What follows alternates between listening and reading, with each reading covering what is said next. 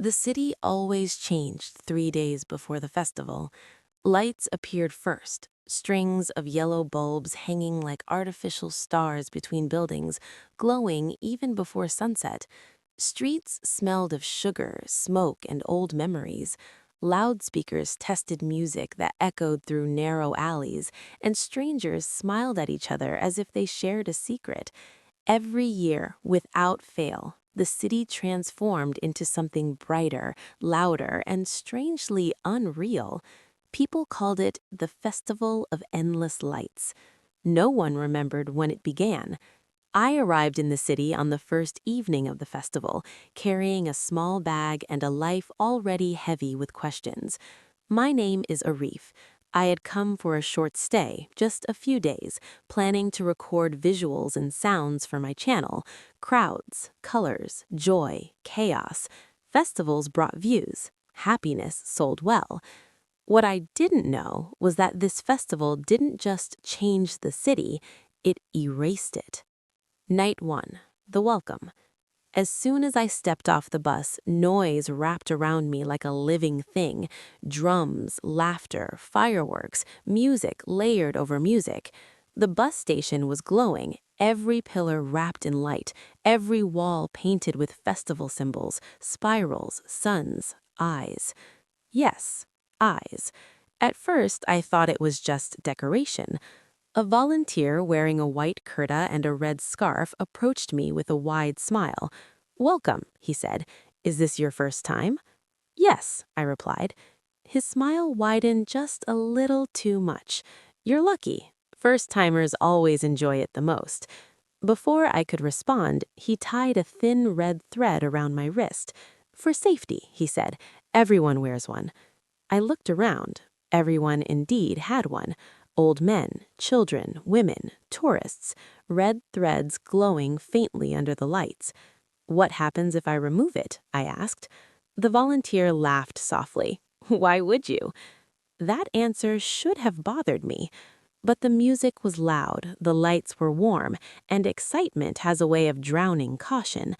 I checked into a small guest house near the central square. The owner, a middle-aged man with tired eyes, barely looked at me while handing over the key. "Enjoy the festival," he said flatly. That night, I went out with my camera. The square was alive, dancers spinning, fire performers breathing flames into the air, children chasing sparks. Every face glowed with joy, too much joy, smiles that didn't fade, eyes that reflected light like mirrors. I recorded everything. Near midnight, I met a girl named Sarah. She stood near a lantern stall, watching the crowd instead of joining it. "You don't look like you're celebrating," I said. She smiled, but it didn't reach her eyes. "I'm counting." "Counting what?" "Hours." Before I could ask more, fireworks exploded overhead, and when I looked back, she was gone. I assumed I'd imagined the conversation. I went back to the guest house and slept to the sound of distant drums. Day 2. Missing faces. The next morning, the city was quieter, but still glowing. I went out to buy tea and noticed something odd. A poster on the wall advertised a dance performance from the previous night. I clearly remembered watching it, but one performer was missing. There was an empty space on the poster where a face should have been. I shrugged it off. Bad printing, maybe. Later, I reviewed my footage.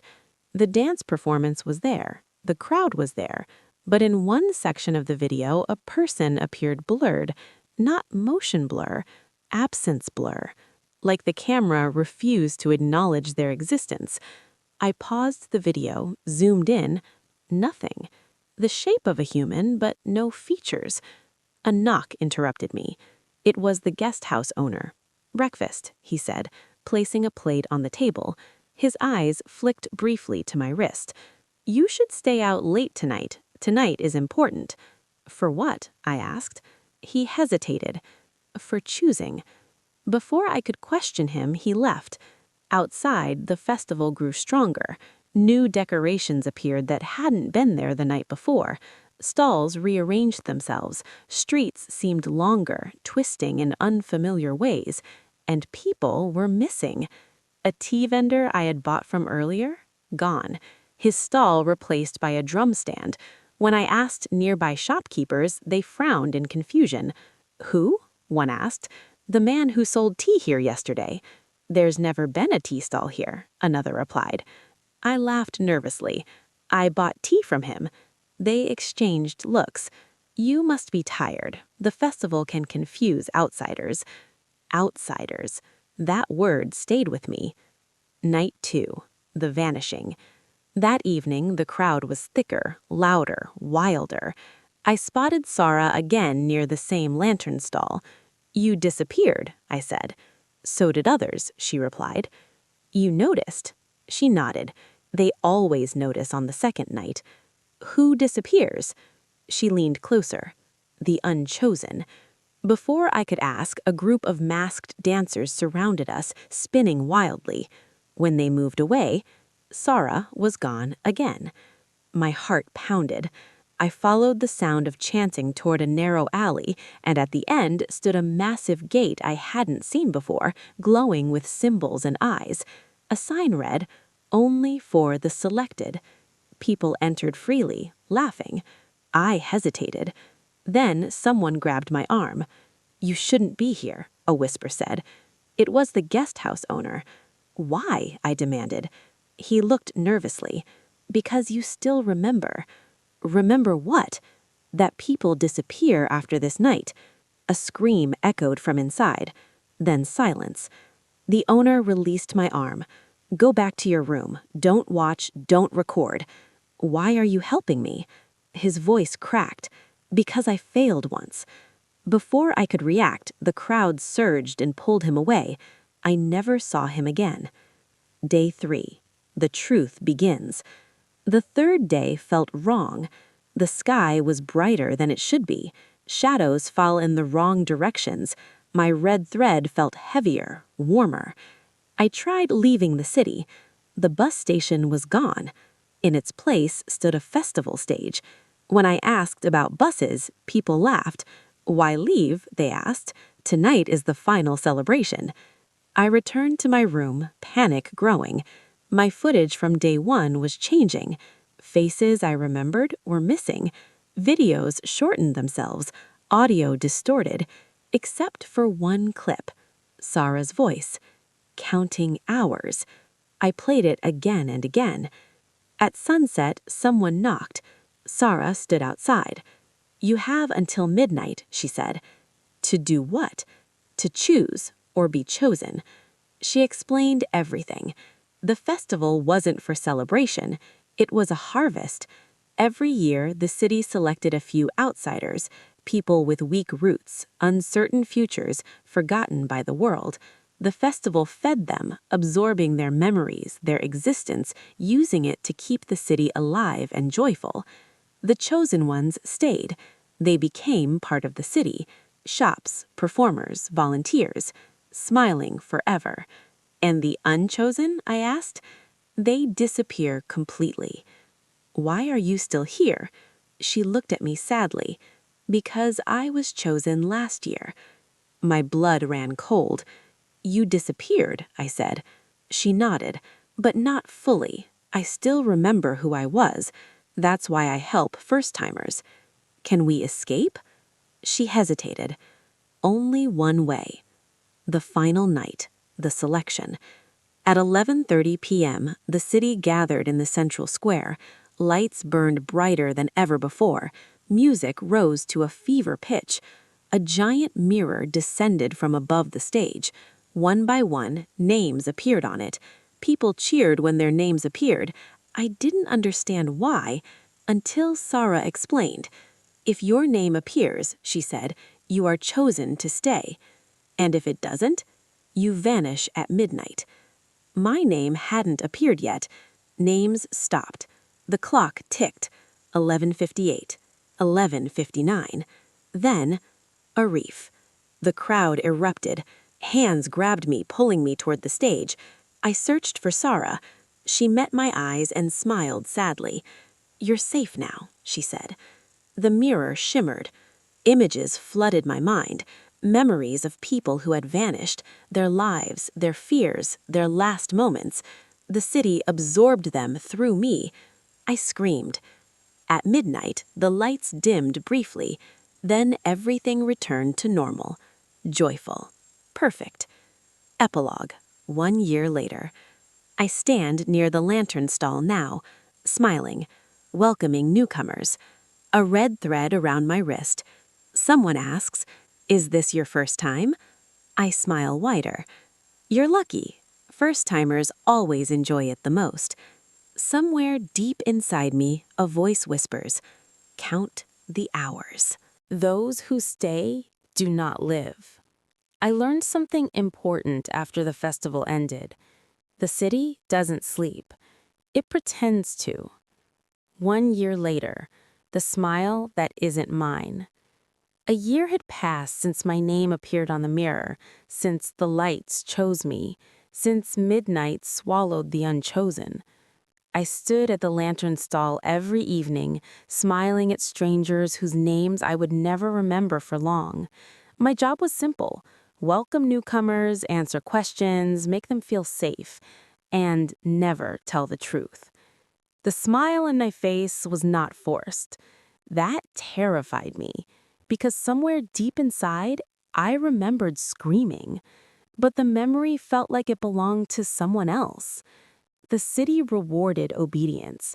The more I smiled, the quieter my thoughts became. The red thread on my wrist pulsed gently, like a heartbeat that didn't belong to me. People called me Brother Arif now. I had become part of the festival. The first crack. It happened on the second night of the new festival. A boy, no older than 17, stopped in front of me. He had the same confused eyes I once had, same nervous excitement. "Excuse me," he said. "Have you seen a girl named Sarah?" The name struck me like lightning. My smile faltered. For a moment, the lights dimmed. "I don't know anyone by that name," I replied automatically. The words tasted wrong. The boy frowned. "She spoke to me last night, near this stall." I felt pressure in my chest. A memory tried to surface. Sad eyes, counting hours, a smile full of apology. The red thread burned. "Maybe you imagined it," I said quickly. "The festival can confuse first-timers." The boy nodded slowly and walked away. But the crack had already formed. That night, I dreamed. The dream the city hates. Dreaming is forbidden for those who stay. Yet, I dreamed of a mirror cracking, of names bleeding instead of glowing, of Sarah standing on the other side of the glass whispering, "You were not meant to be chosen." I woke up gasping. The red thread was tighter than ever. Outside, drums began earlier than usual. The city was nervous. What the chosen never tell you. There are rules here. We learn them without being taught. Never leave your assigned place during the festival nights. Never speak the names of the vanished. Never approach the mirror before it descends. Never help someone escape. Breaking a rule doesn't kill you. It erases parts of you. I had already broken one. Sarah's truth. On the third night, I saw her again, not near the lantern stall, not in the crowd, but in my reflection. I was washing my face when the mirror fogged over and words appeared.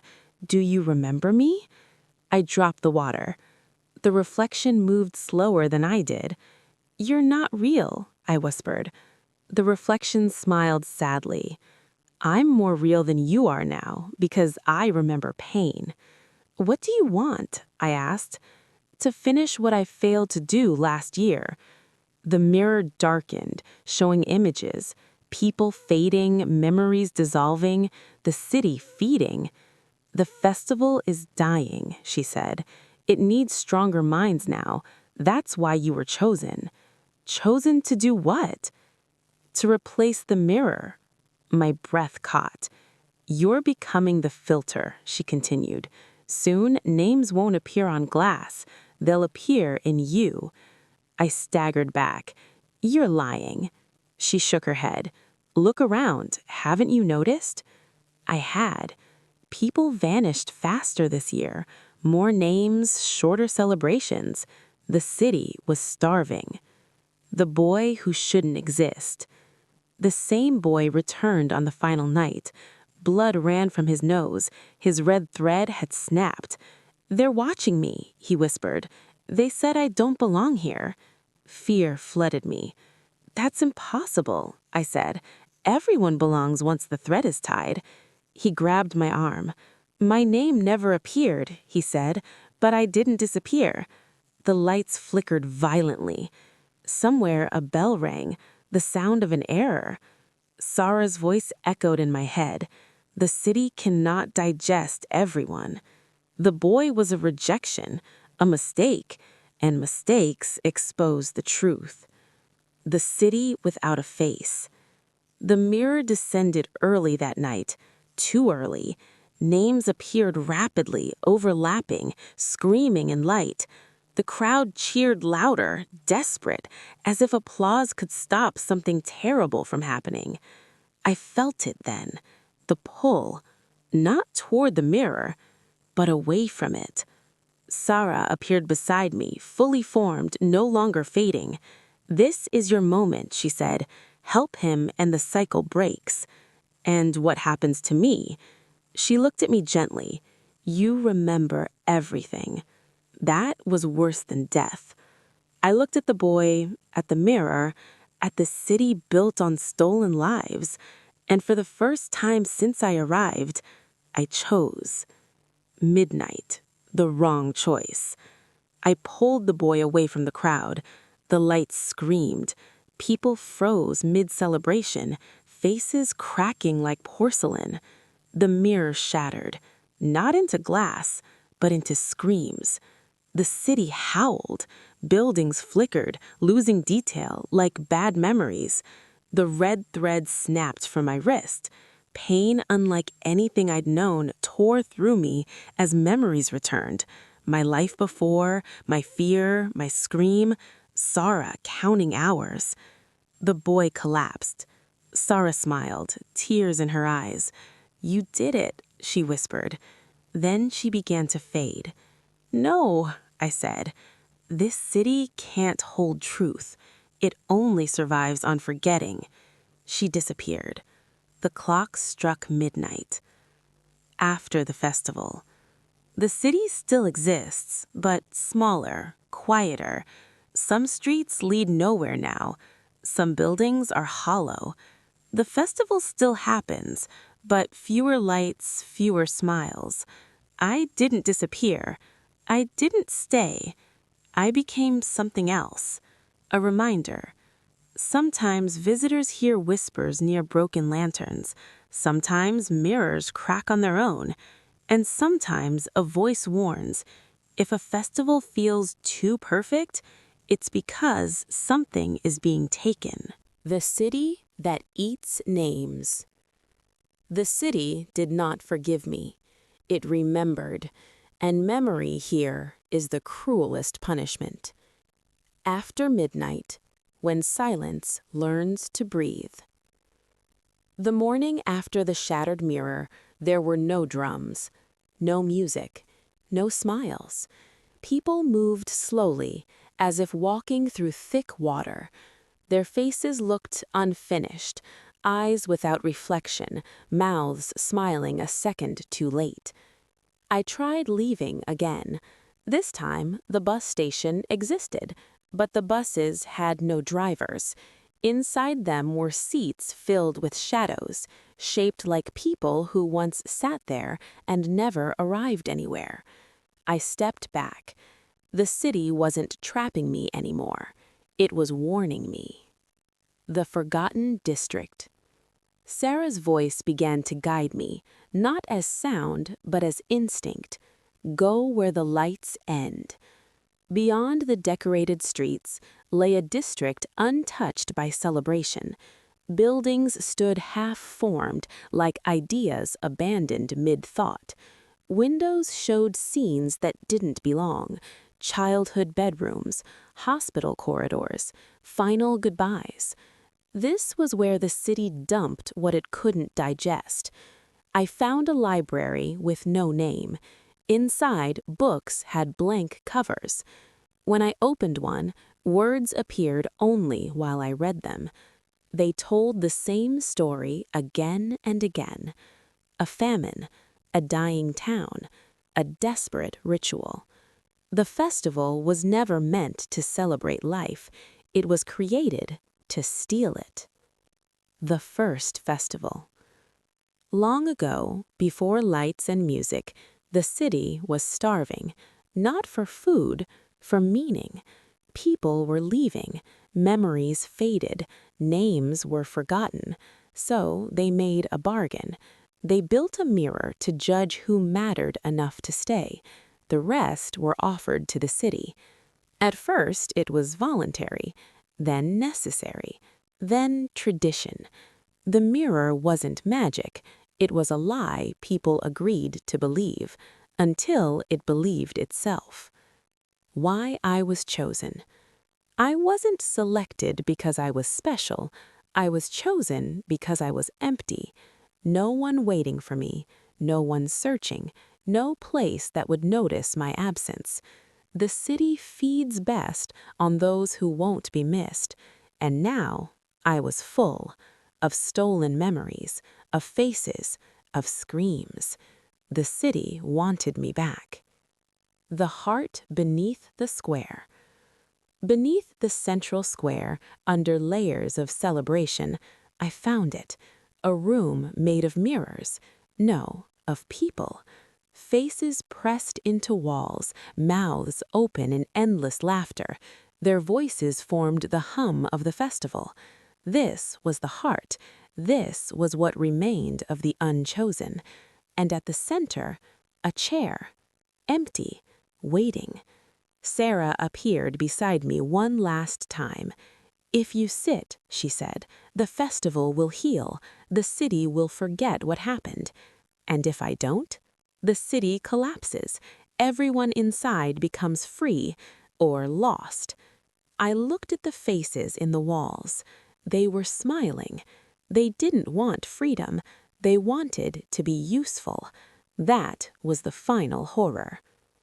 The choice no one records. I sat. The mirrors closed around me. The city sighed in relief. Names flooded into my mind, one after another, burning, begging, fading. I felt myself becoming smaller, thinner, necessary. But then I spoke, not a name, but the truth. I said, "I remember." The city screamed, memory spread like fire, lights shattered, music turned to static. The walls cracked, releasing faces into darkness.